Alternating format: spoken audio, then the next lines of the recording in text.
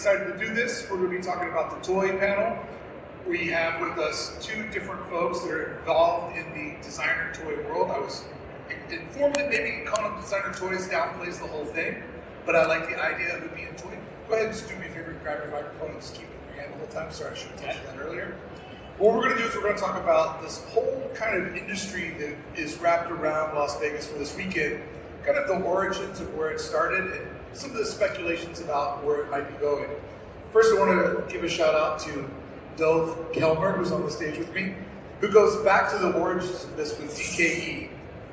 DKE is not only a toy company that produces toys with several different artists, fantastic booth full of all kinds of like witty plays on pop culture. Back in the beginning of this, I met Dove because he was involved in doing distribution, where the bigger companies like Kid Robot, they kind of had all that figured out. But for the little guy, the small company of a few employees or just an artist that was kind of trying to build their own vision, you were an instrumental part in helping that early distribution network of going out to stores. So, Dove, when we go back to the beginning of it, how did you realize that there was a need for distribution for all of this? I think it just started out based on my interest. Yeah. My mom always had a joke. She said, "You turn all your hobbies into businesses. What do you do for fun?" Right. So I was heavily involved. DK Toys started out doing very traditional Star Wars toys, science fiction collectibles, and about 2004, 2005, the vinyl toy market just started. I started seeing. I guess I was getting burnt out with the normal mainstream collectibles. Right. It was just very evident that a licensee was going to continue to milk that license to meet their minimum, and they will just keep making stuff and making stuff. And I would, I guess, keep buying it until I, was saturated. And then I started to see it happen from company licensee to licensee, and then I started to see my room just getting filled with all this stuff. And then once the designer toy came on the market, and I realized there was an artist personality like imbued in this piece of plastic, it had more meaning to me than just because I know who made it. Right. So I had Frank Kozik posters on my wall in college, and I saw Frank Kozik toy. So the Bounty Hunter toy and his bear brick, and I was like, I want that. And that just seemed to resonate more than another Chewbacca. Right. And then the silver Chewbacca. Right. But we're going to reuse the mold and make the gold one. Now we're going to change the scale and start over again. It's like, no. So basically, I knew a bunch of people who were starting out, and I already was dabbling in liquidations and dealing with business to business, and I always preferred selling wholesale. If I went to a show and I had a trunk full of stuff, I would always be selling to the dealers, not the people at the show. Right. I had no idea that I would be in my 50s and like be on the show circuit. Doing straight to customer. That was not what I had envisioned for my life. But my life has just gone this crazy roller coaster. So yeah. So there was just a need, and I was just around a lot of people who said, "Hey, can you sell this stuff for me?" And it always goes back to Frank Kozik for me because a lot of artists would get paid in toys. Yeah. And they would send their toys to me, and then I would pay them.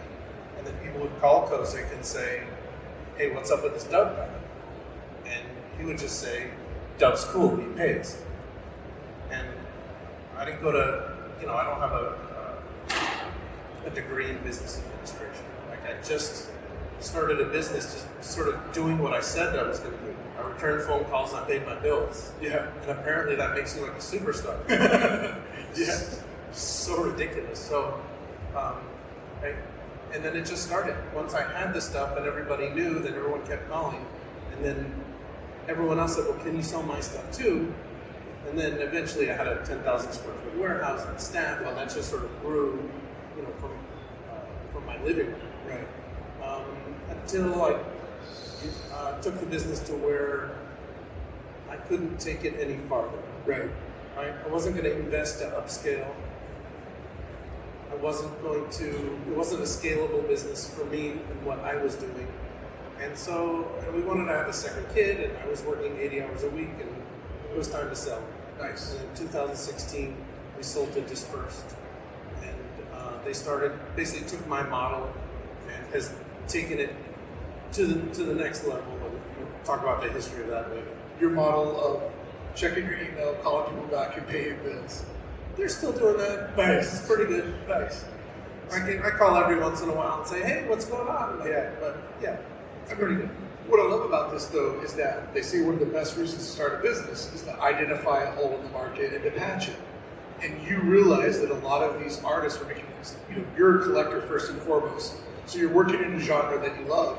And so you're seeing these products, and you can easily understand that they're getting paid in toys, but their job isn't distribution. They're trying to figure out how to take this asset they get and push it further down the road. And when we look at trends, there's all these artists that are maybe they only ever made one toy, or maybe they made 20, or Frank's case, he made hundreds of toys. But there often needs to be something a little bit more mainstream that is an entry point that grows a subculture so people can dig deeper. And that's where kind of, I think, Kid Robot comes into the story. And, Paul Bunyan's being a visionary, and he saw the toy as an opportunity to go much further than that. And then, Kid Robot would sort of change along the way. And I was bummed out as a fan of Kid Robot because as much as I love the independent stuff that was being made and touched by the hand of the artist, I liked where Paul was going with more of the pop culture approach of it. So like a lot of fans, I was sort of disheartened when he stopped that because I felt like there was a lot more of that story to be told. And then I realized that Paul and a good mutual friend of ours, Gene, was starting Super Plastic, which is where Jennifer comes into the story because Jennifer is the CEO of Super Plastic. And so what I think is interesting about Super Plastic is hopefully we're going to get to see Paul. I don't know if he ever finishes the story because it feels like he's always writing it. But I do love that Super Plastic felt like that level of sort of, I feel like there needs to be a certain amount of mainstream to bring people into a subculture. And I felt like he was around to try to do that again. And Jennifer, you guys have a crazy business model that I don't even think you all really know where it's going yet, where we're looking at different ways to use AR, AI, VR. Like all these different technologies you're trying to figure out, that's fun, but how do we make it consumable? And I think we're limited by our imaginations on what's possible. So as you stepped into CEO, what were some of your initiatives with this company, Super Plastic? Yeah, great question, and totally true, right? We are trying to still figure out the business model at scale. Right. And the key for us is really that this business, and as Paul always told me when he and I were interviewing and getting to know each other, that he always wanted the IP side of the business, the characters, to be much, much bigger and more than just the toy piece. Right. And he really started that initiative, right, with the short form content on TikTok, the massive integration into Fortnite, I guess conveniently during the pandemic because it rocketed the popularity of the characters, which started to give us a whole new world of a business model now, right? Because you have an insane top of the funnel to come through. I mean, we have 22 million followers on social media. 21.5 million of those have never bought a toy. Right. And so that was kind of step one. So when I took over in the company, September of 2023, it was sort of, hey, we've got all these followers, we make great toys, we have a really great collector base and a fan base, but what's the business model? And right. Paul had done a brilliant job raising a lot of money from investors like Google and Amazon and Kering and a whole bunch of incredible, organizations that were there willing to help. And that really has been my task for the last 15 months. The most exciting things that we're doing now, and we're still seeing this as testing and learning and growing, are really how do we take these characters that people know and love and actually now take you with them on adventures and take you on adventures with them. And so a big piece of that is slightly longer format content, but the biggest piece is what we're opening this week in here in Las Vegas at Area 15, which is our new immersive experiential. Right. Location. Dopamine Institute for Pleasure Research. Yeah, which I got to experience on Friday morning, which was really great to go through there and go into that world. And it's an interesting moment where like your entry point to toys was IP, right? You watched Star Wars, it opened up your imagination, you started buying the toys and collecting them. It's interesting now that this world is trying to create its own IP, right? It's just one of those like circles of life moments. That's what business does, right? Yeah. Everyone wants to own IP. Every creator that is borrowing from IP and the limited edition handmade pieces that they're making, ultimately, in the back of their mind, wants their own IP. Because who doesn't want passive income? Right? Who doesn't want to sit on the couch and get paid? So, and because all of those characters and archetypes, we've all grown up with them and they're part of our culture. So everyone looks at the creators who made all those characters, Walt Disney, Stan Lee, Jack Kirby, all those people throughout history, George Lucas, like those are some of the most revered people in our culture. Yeah. It's always like the storyteller who then creates these characters that live rent free in our minds all the time. When you were working with artists that were trying to distribute their own art in a new platform, what was sort of your happy point in there? Like, 'cause you're a consumer, you're a collector, you're friends with all these guys. Were you able to capture a little bit of an excitement when the sales came through? I mean, obviously you had your own monetary interest in mind, but these people. Were you rooting for them? Like, man, this is a good guy. I really hope that this platform with this character takes off. Of course. I mean, I think the first toy that really resonated with me was Todd Shore's Bunny. Okay, and I love Todd Shore's painting. And then this toy came out with this. If you Google it, it's crazy. It's a take on Daffy Duck and Bugs Bunny, with a fez and what. But it's this feat of engineering in vinyl, and they're holding these big pumpkins. It's a crazy piece, and it is a 3D representation of this piece of art that he created.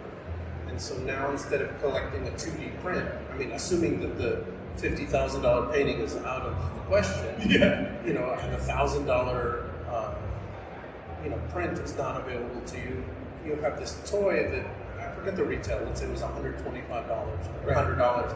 And my wife and I were like, we sold 700 of them out of our kitchen in 2 days. Like, this is a business for us. Yeah.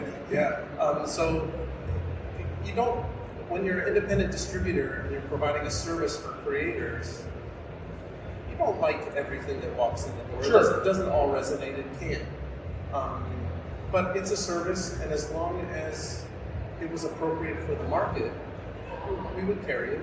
And this market, if you look at just what's in this room, all the different types of art, you have cute Asian stuff, you have street and graffiti art, you have lowbrow and pop surrealists, you have poster artists, you have and it's even then there's fringes of each of those. Sure. So I think the things that excited me the most were the three-dimensional pieces that represented a pre-existing piece of art, as opposed to, let's say, the platform toy. But then those had a charm, in and of themselves. So, and then you would see, when I first started, vinyl was it. If you sold anything that was not in vinyl, stores would have nothing to do with it. Right. Resin was out of the question. And then that just, as people made cooler and cooler stuff, then you start seeing porcelain items and wood and resin, and now it just doesn't matter. Now it's like the art is the art, and that's all people care about. What I love about that, though, is the toy simplifies art, and it makes it's a consumable good that people can quickly understand, And the reason why I say that the kid robots were so important to the ecosystem is look at the blind box chase. People go into a store, it's under $20, and they don't understand this, but they're participating in environmental art, in design, There's a little bit of gambling involved, which is fun as an adult. When you have so much grown-up money you have to spend, it's fun to take a chance. But really, what people are doing is they're finding an entry point into art. And there are those of us that it's been our life and our identity and everything we've pursued. But there's a lot of people who are like, it's just not for me. And they don't realize how much art actually does affect all these decisions they've made throughout their life and how they spend their entertainment and their consumer dollars. But there's these different entry points. So I love the idea of you saying the $50,000 paintings out, the $1,000 items out, but maybe the $125 item is right. But what Frank Kozik, even before he worked for Kid Robot at San Diego, he would just sort of do an informal poll and just ask all these people who came up here to his booth, how did you get started? Yeah. And 9 times out of 10, it was a dunny. Yeah. So the dunny was the thing that did outreach to just this whole group of collectors. And then before you know it, it's sort of, it's just a gateway drug. Totally.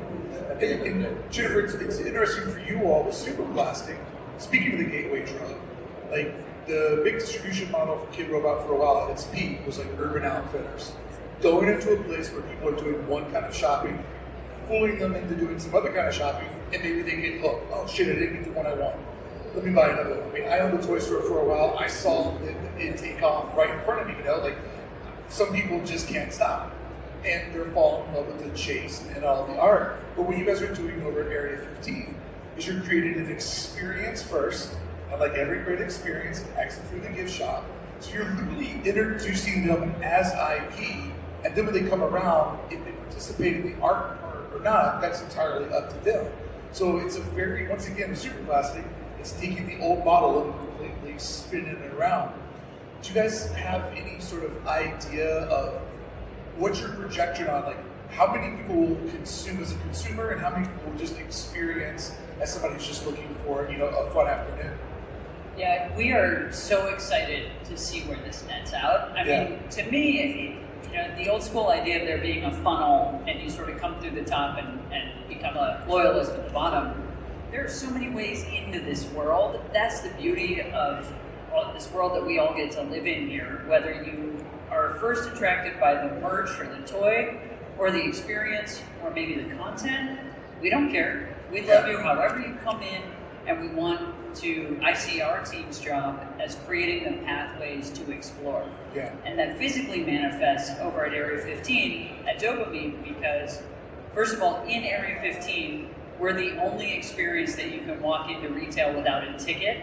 And that was a very intentional choice because we think people will step into the world, find it really interesting, and be like, well, tell me more. Right? Like, we want to inspire that curiosity. So it's enter through the gift shop, exit through the gift shop strategy. Yeah, it's always through the gift shop. Yeah, but I mean, that's interesting though, because people might just be at Area 15. They probably came for the Anchors in it, which is Meow Wolf, which is an amazing experience. They're still like, what else can we do here? We don't fly out till 5:30. They pop in the shop, they understand you guys have this experience, and then it'd be interesting to know once they go through the experience, because when I owned the toy store, the number one thing that people would say when they came in was, what the fuck is all this shit? And we'd be like, well, it's art, and blah, blah, blah, blah, and it went right over them. But if they go through the experience, they get the personality. And what's interesting is with the experience you guys have created, there's these several little installations that you go through, and each one of those creates like a memory. And now you've spent time with these characters, you've looked at other personalities.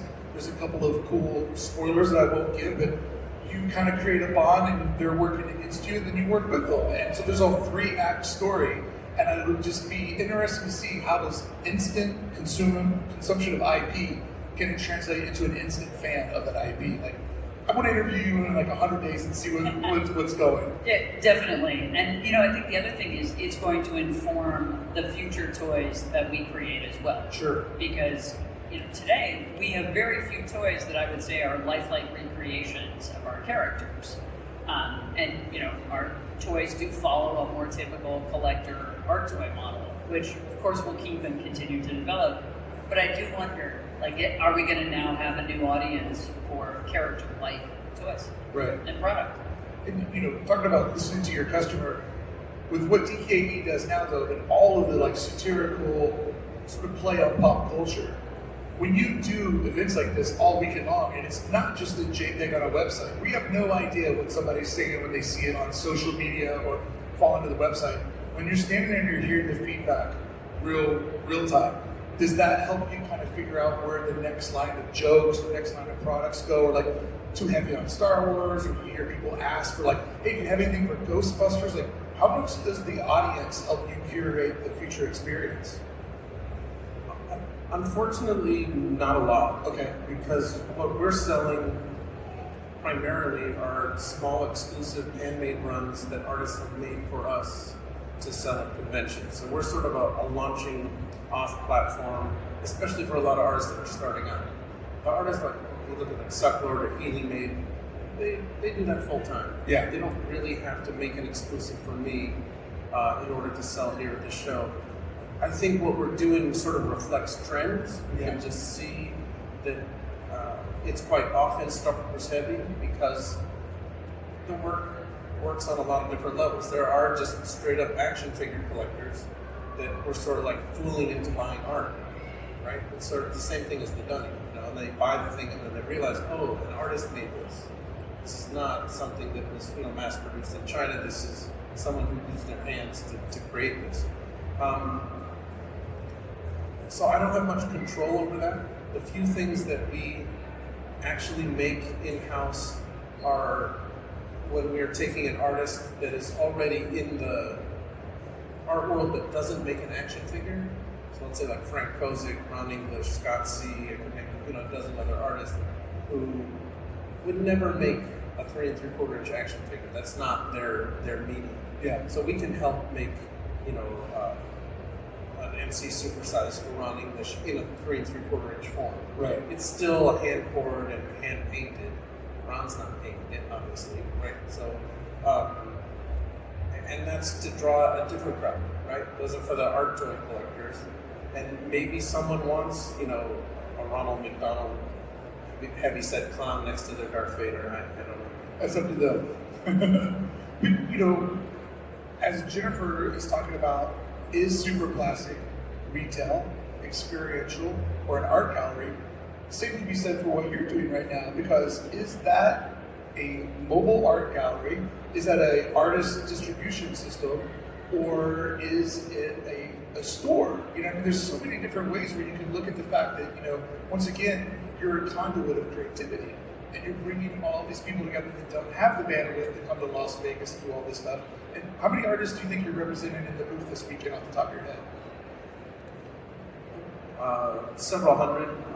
Wow. There's probably 25 that made stuff specifically to premiere here at this show. Yeah. We have whatever's left over from the last show, and then plus backstock and other stuff. But we're definitely setting up an art installation at every show.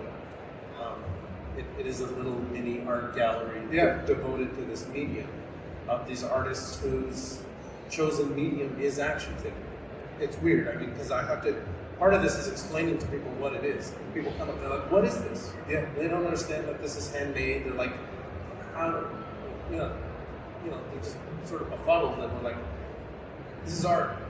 This is a group of artists whose medium is action figure. And then it starts, you explain their hand cast, hand painted, and that's how these artists can borrow from pop culture and sort of get away with it. So it's not, we're careful. We don't have anything trademarked. Don't use any logos. Careful with wording. A lot of artists bring something to me and I'm like, too on the nose. I can't sell that. Yeah. It has that what they call transformative properties. Yeah. And at this level, at the handmade level, it's appropriate and no one doesn't seem to ruffle any feathers. But if you take it to the next step, then it's in Target or Walmart. Someone's gonna have a problem. Your booth is also interesting in a whole other way that we can talk about this endlessly. Is that when we look at folklore or fairy tales, just stories that are just passed along, and at some point someone's like, "I want to write this down and turn it into a book," right? Then that becomes sort of the established story that we all agree upon, that is Snow White, Cinderella, whatever it is. But because we now live in a world with so much IP, and we all have our intimate experiences of seeing E.T. for the first time, or seeing Star Wars, Raiders, we all have these entry points. And what your booth is doing is reinterpreting that story and telling it in different ways and playing with the DNA of pop culture. And so it's kind of what I'll just say mankind, keep it easy, I'm not smart enough to figure out how to make that gender neutral. But what mankind's been doing since the beginning is like sort of telling each other the same stories over and over again. What's happening in that booth is art, like reinterpreting the world all around it. So when people walk up and go, what is this? That is not an easy thing to break down on an elevator pitch, right? It's very difficult. Yeah. And some people walk up and get it, and some people, after an explanation, just walk away. Yeah, I don't get it. And that's fine. Yeah. And that makes it interesting what you guys are going to do at Area 15. Because Las Vegas is just a portal, right? It's a portal for the world. And you get people that come from all walks of life, all budgets, all interest levels, all political and social backgrounds. And so you're going to just create this space where they can walk in and they, like Meow Wolf across the hall, they can consume it at whatever level that they want. So not only do you offer different price points and different experiences, but you also offer the level for people just to kind of look at it as a shop and walk out, or to dig deeper. And I think as an adult, it's fun to find mystery and quest to solve. And you guys definitely did a good job of putting an air of mystery to it. So let's talk a little bit about how you try to make the retail space kind of a gateway or an interest or a curiosity gap for what lies behind the wall. Yeah, definitely. I just want to tag into one thing that you guys were just talking about too before I answer that, which is, I mean, I also come at it from the realm of fandom, because I spent most of my career in sports prior to coming to Superplastic, and you know, the fandom around teams and leagues and things, it's tribal, right? And it's something that you share multi-generationally, just like Star Wars or you know the great IPs that we're talking about here today. And I think there's something really special about that then we're hoping to translate into a physical time together, because our audience is still largely Gen Z and young millennials who want to spend more on experiences together than on stuff. We want to sell them both. Yeah. Right? And so when we thought about crafting that experience, that played very much into how we designed that space. And the idea that we wanted to be accessible and bring people in, but also make them work a little, right? So if you stand outside, and right when you walk into Area 15, we're the first sort of storefront on the right. And what's incredible about it is they let us put these epoxy tire treads right almost from the front door into our space, because the first thing you really see is a very traditional recreation of an accident. So our main character, Googymon, has run a truck into our other main character, Janky, who's standing at a hot dog stand. And you see it physically. There's no tech, it's classic, build. Show set. Yeah. But then, hopefully that's intriguing enough to come in, and now you start to see all the graffiti on the walls. That was all done with very prominent local Vegas artists, traditional graffiti style, homage to other artists and things like that. And so if you know, you know. If you don't know, you start to wonder, well, where am I exactly? And as you dig deeper, yes, you see our products and our stuff like that.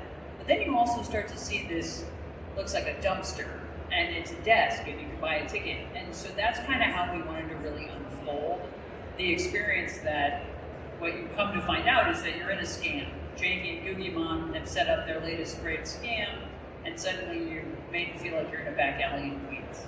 Well, I love that when I went to meet you, your assistant goes, just walk through the front door and follow the tire tracks. Yeah. She'll be there waiting for you. But so let's break this down from another direction then. Out front, you have the social media moment. You have the more than life-size characters, so you can go up front and you can take a photo. If your store's closed or open, that photo is available for anybody to take. The FOMO feeds everything right now. I went to Vegas. What did I show everybody back at home that I did? So you've got that anchor point there. Then when you go into the set piece, it's another Instagram moment. The graffiti, the toys, there's so many different moments for people to capture. Bitch, I'm here, I'm doing it. So you have all of that there. But what's great is once they go past that door, you don't mess with your phone. Like the entire group I was with, we're all people that are high-level professionals, have to be on our phones at all time.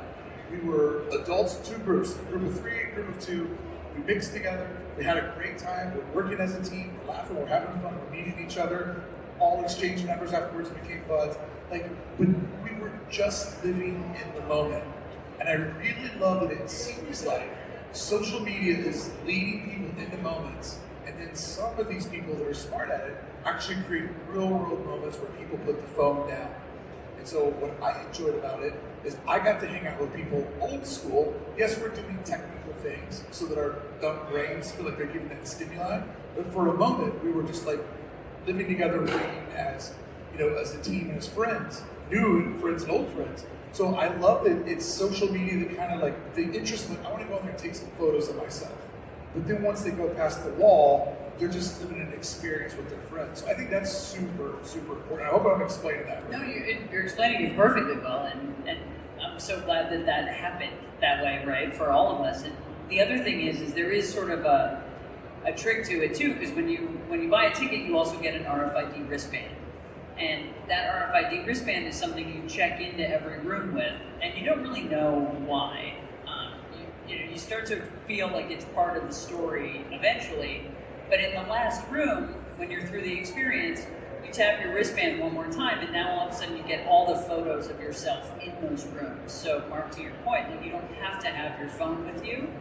I don't know that we connect that quite yet, but the fun part is you'll have those memories too, to take home with you for free. I think it's important that you don't tell people that you're capturing, Yeah. because there's moments in there where you're like, oh shit, I'm glad there is a photo of this, But I don't know, I mean, it was fun to do that. And so, Dover, when we look at, where this all began as people that were interpreting IP into making toys, now so many people in this room are looking to launch IP. They're looking to get to better, to a bigger place for their career. And we've seen so much of that happen. Do you think that has maybe brought in a new wave of people that don't see this as like a community or a scene or a stepping stone to something bigger and brighter in their eyes? I mean, I think this is definitely a jumping off point for culture in general. There's always people walking around these shows looking for the next thing.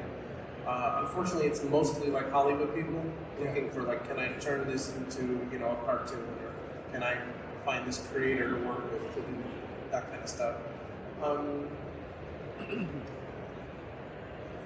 But we're talking about for something to be successful, right? We're talking about these big, Disney, Star Wars. Those are, once in a generation kind of, flagships that everyone is looking for, and that's what I think is in the back of every artist's mind. Right. One day I'll get Hollywood money. Yeah. When artists call me, that's kind of not, obviously, put your best foot forward. Maybe magic will happen, great. Right. But I'm more concerned about artists being true to themselves, creating because they have to create, and being happy with their creation, and going down the road of making what they are compelled to create rather than what they think other people will consume. Right. Because more than likely, the other stuff that is popular is always just a regurgitation of what someone else did before, when someone else with a bunch of money comes to invest in them.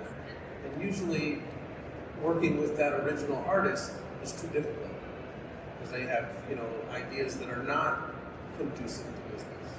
So you see a lot of, when Hollywood comes in, it's almost easier to take the genesis of this, but change it enough, and go start their, big ad campaign based on that. But artists are difficult to work with. Yes. That's what I do for a living. Yeah. That's what I've always done. And I've always been good at dealing with difficult personalities. Yeah. And I think that's the only way that I can do what I do. Right? Because everyone, we won't go into it, but you can just imagine. Yeah. And it sort of just depends where you are in your career, and then the more, and the level of insecurity and the narcissism and all of it that's wrapped up in that. And then, That's just part of the game. But that's all worth it, to get to the creativity. Right. And so, Jennifer, as we're looking at artists that use toys as a best foot forward to get noticed, maybe my illustration work, my paintings aren't capturing the spirit of what I'm trying to do, but maybe if I make it an inanimate object, somebody can see it and touch it, maybe that's the thing that gets me in my career in Hollywood, whatever I'm pursuing. Super Plastic's on a very different pursuit. You guys are doing that exact same thing that all these small booths are doing, one-man, one-woman operations are doing, but you're doing that with technology. And instead of like, oh, I want to make the toy, it's like, well, there's these new things that are coming. Somebody's got to be the first person to kick the tires on it and see how it goes. Like, we're having a conversation about the Apple Vision Pro, and a lot of my friends are like, that's a piece of shit, blah, blah, blah. I'm like, yeah, it is today. You're not wrong. But we're limited by our imaginations of where that technology is going to go. So at some point, these companies just have to start making this stuff and then let the private developers come in and figure out what that application, what that use is. So let's talk a little bit about, like, your business model is wild right now. Like, you guys are just swinging at all these different things, obviously hoping something sticks. But when you guys, take a leap into doing the AI live streamers, just think about that for a moment. An AI character is live streaming and can live stream with you and connect with you. And check out the beta you sent me; it's wild. Like, when you guys are working on all that stuff, how are you trying to process which technologies are good to jump in? Like, just give me a little bit of behind the scenes on how you go. Okay, there's this thing, but what's our application? Yeah, for sure. I mean, in that sense, we're all the same, whether it's, the single creator or companies far bigger than us. It is expensive to create new IP, and it is a little bit of a hit and hope game where you don't really know the audience feedback until you make that art and you put it out, or you make that character, if you're Hollywood, and you put it in a TV show. And, all of those things cost time and money, and we need to be as scrappy as anybody else in trying to figure out who are the next characters. And so my approach at Super Plastic has really been to use technology for the good for us. So we've come up with a process that mixes human creators with tools, AI tools, that help accelerate their creativity. And that is absolutely the focus. So for example, what it's yielding for us, we have human beings that are designing and creating the characters, illustrating them, etc. We have writers that we've hired. I've hired more creatives in the past year than ever as we've adopted tech. We have writers that are interacting with AI models to create new characters very quickly. And so the idea being that if I was a writer 10 years ago and I created a character, I said they liked chemistry and McDonald's, right? And Fortnite. And I put it in a book somewhere. Today, my character can be trained on, segments of chemistry, all the lore of Fortnite, and what their favorite meal is at McDonald's. And that can be immediately available and reusable, not just for my own character development, but also to now test with audiences. And that's the fun part too, because what we're able to do with our audience is put a segment of audience that maybe likes video gaming and connect them with one of our new characters and get real-time feedback. Yeah. Do you like this character? Is it stupid? Yeah. What could they do that's cooler? And that helps us really accelerate how fast we can get new characters that we think people might like. And can the character be receptive to the audience feedback so that in real time it's adapting to what people are interested in? Not quite yet. Okay. But in that, you still have to take all of that training and update the model. Got it. But that will come. What is cool though is they're pretty agile in what you ask them. Yeah. Right? Fascinating. So this has been going on for 2 decades now. And way back when all this started, people were like, what is it? It's art, it's a toy. And I've heard so many people, it'll never last. I remember in 2008 when the economy got wild, like, oh, this is it, it's the end of toys. But it's persevered. And if you look around, this is the biggest decon I've ever seen with so many different groups and people that are hand sculpting or now finding their own factory and independently producing. What do you think has been so important that this trend has gone beyond trend, become a community and a lifestyle? and something that seems like it's going to be here for another 2 decades. Like, what do you think has made it persevere? I guess I'll just quote Frank Krozik again. He told me that every art form has had its pop culture renaissance. You can just point to whatever film, poetry, you name it, throughout history in the past few thousand years. And the time for this kind of DIY 3D design is now. So it seems like 20 years, a short period of time, but that's just a blip, right? And he's also said that it will have a crazy up and down, but that it's going to settle, it's going to plateau, and it's going to be there forever. And this isn't going anywhere. No. I mean, what? This is going to disappear? Look at this. This is insane. Yeah. And next year it's just going to be more, and this is going to be its permanent home, and it's just going to keep growing. And the technology has gotten to the point. I mean, this started because an artist was generally not able to go make something in China without making 10,000 or something. And then the politics shifted a little bit in the early 2000s, and then someone for a modest amount of money, 10, 20,000, could go make 500 toys, could make 1,000 toys. That's sort of where we came from. But now it's even smaller. The artists that we're working with make 20, 10, 50. People have digital printing. They can learn a tutorial online how to cast resin. People in here are sewing. Slip casting plaster. They can do it. They're finding ways to express themselves in a three-dimensional art form in a way that was just not possible decades before without a lot of money, and even a lot of know-how. Yeah. I want to just thank you for keep bringing up Frank in today's conversation. I interviewed him on the stage at the DesignerCon. He was in panels with me for years. Me and Jermaine did his memorial last year, so it's just like you're making me feel like he's here. So thank you for doing that. I appreciate that. Jennifer, in the same way, where Doug just beautifully described like how this is going to just keep going and it's now a permanence in our society. What do you think are the important things about how this grows and scales in the next 2 decades? What are your your trend forecasting on tech to keep, like Doug said earlier, like when Frank polled those people, it was like the Dunny brought them in. And I really feel like you guys are kind of scratching the surface on some new satellites, some new entry points to bring people into this culture.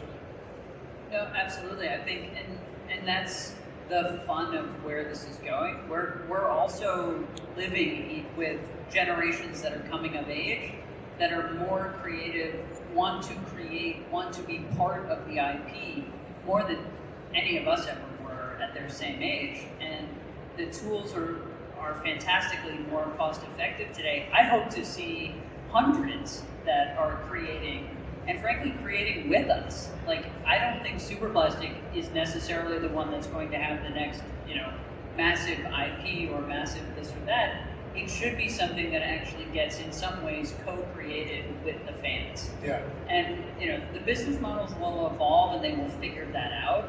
And that's kind of the fun of it. But, to the point, how do you get hooked? What's that first heroine, to the vein? Hopefully it can be all of us that, that have already started and build audiences in this space. Well, when the company was formed and I saw what Paul and Huck were doing with the early idea, and then as they start coming up with crazier and crazier ideas, I'm like, I like where this is going. And I was excited to see Paul return to this world because, like I said, I didn't like that the Kid Robot story didn't conclude with him at the helm. And I'd like to see what he's capable of because I think the guy's a true visionary. And Superplastic seems like it's on that path. So, always love talking to you, man. It's so cool to talk to somebody who's been here from the beginning and keeps doing what he's doing. And I've always admired that it seems like you do it from a real purist. I mean, I know you've got to pay bills when you're an adult, but I love your amount of curation and attention to detail and what you offer the scene. And Jennifer, thank you so much for sharing with us today and also trying to figure out how some of this shit that doesn't make sense to us can quickly make sense to us and create all these new experiences. Friends, let's make some noise for both Jennifer from Superplastic. You'll come over to DKE. DKE's booth's right over there. If if you're going to go over to the Meow Wolf after party, we have QR codes that'll help you get there. Make sure you step over and see. Will the retail be open for Super Plastic? Yeah, it'll be open. So go ahead and swing over and check that out. Thanks a lot. I'll be back here at 4 o'clock. Let me see. I always like to end this every year doing a one-on-one interview with an artist that I think is inspirational, that a lot of people can learn from. I'll be here at 3:30 doing a one-on-one interview with Shaq, who has had a really, really amazing career and has kind of set up all the different templates for a career that I think many of us would love to have. So I'll be having that conversation here to wrap up this year's stage entertainment. So thanks for sitting at the bus stop. I appreciate you all. See you in a bit. Thank you.